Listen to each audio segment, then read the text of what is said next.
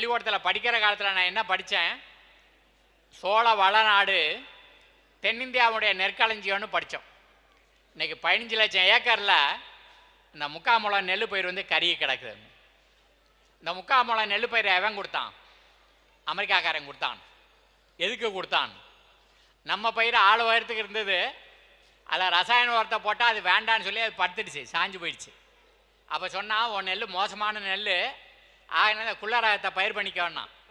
குள்ளரகத்தை பயிர் பண்ணால் அவன் ரசாயன உரத்தெல்லாம் வித்துட்டு போயிட்டான். சரி, ரசாயன உரத்தை வாங்கின பயிர் நோய்க்கும் பூச்சிக்கும் ஆளாச்சு. இந்த பாரு, இந்த விஷத்தை தெளிச்சுக்கோன்னு சொல்லி விஷத்தை கொடுத்தான்.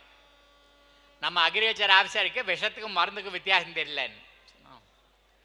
மருந்துங்கிறது என்னம்னா ஆளை காப்பாற்றணும், விஷம் ஆளை கொலை பண்ணும்.